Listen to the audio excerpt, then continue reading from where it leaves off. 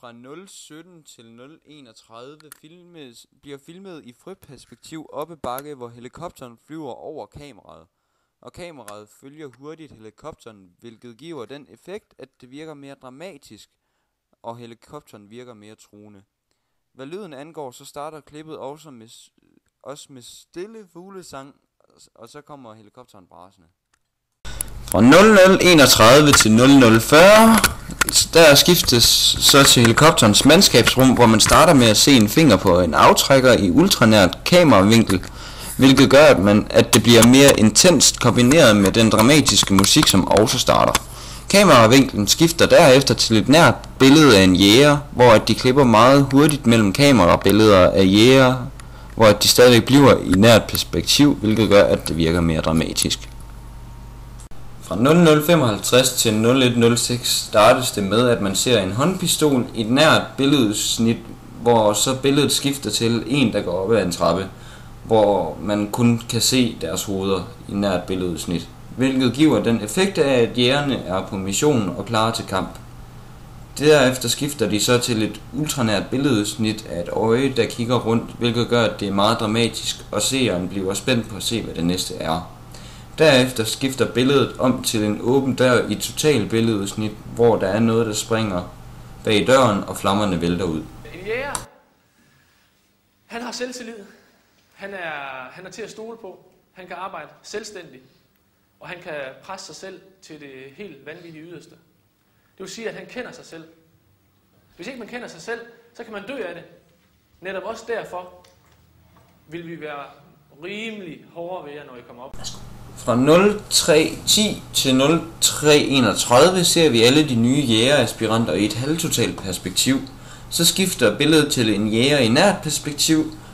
Derefter skifter billedet så til BS i et nært perspektiv. At man ser jægerne på afstand og BS tæt på giver en effekt af, at det er BS, der bestemmer. Jægerne ser små ud i forhold til ham, og det giver det indtryk at han er leder, og de skal se op til ham. Når du zoomer helt ind på en jæger, giver det den effekt, at han snakker til den enkelte, i stedet for at snakke til alle i rummet. What's your name? Jens Nielsen. What? Jens Nielsen. Louder. Jens Nielsen! Name. Jens Nielsen! Name. Jens Nielsen! Name. Jens Nielsen! Name. Name. Jens Nielsen! Name. Jens Nielsen! Unit. What unit are you with? Aspiranterne må, når de er taget til fange, kun opgive navn, nummer og rang. Det er Hunter Forces opgave at forsøge at stresse aspiranterne, så de kommer til at tale over sig. Get up. Get up. You know the position. Kneel. Get down. You know the position. Head up. Head up. Kneel. Kneel. Straight. Straight. Head up. Put off. Your feet. Put off. What's your name? Ungstrup.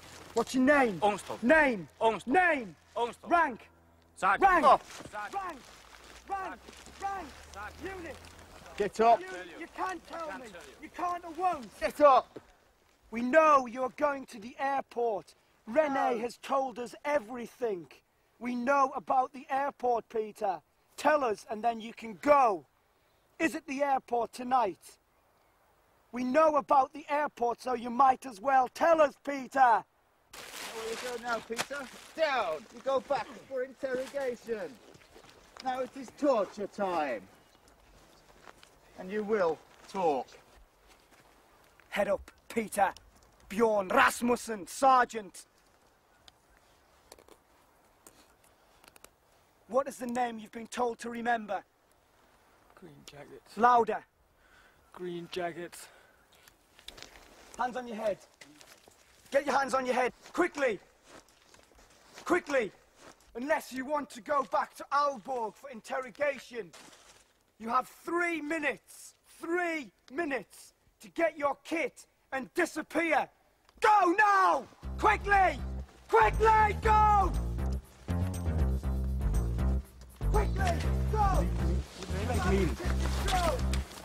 You have 2.5 minutes. Go to Aalborg! Quickly, you have 1 minute. Quickly! Otherwise you will go to Aalborg. Quickly! 30 seconds, come on! 29, 28, 27, 26. Fra 06:30 til 9:00 starter vi med at se en soldat, der bliver forhørt af en Hunter Force, som vi ser i fugleperspektiv. Vi zoomer ind og ser de 2 soldater i nær. Derefter ser vi en soldat ligge på jorden i ultranært, samt hører vi fortælleren i baggrunden fortælle, hvad der sker. Senere er det en anden soldat, der bliver forhørt, hvor vi ser det i frøperspektiv, som giver et syn af den engelske soldat er ond, og vi skal have ondt af den danske. Der kommer flere af disse scener, som skifter mellem frø- og fugleperspektiv og nær og ultranær. Klippet slutter med, de danske soldater bliver frigivet og skynder sig væk, mens der bliver spillet noget musik i baggrunden.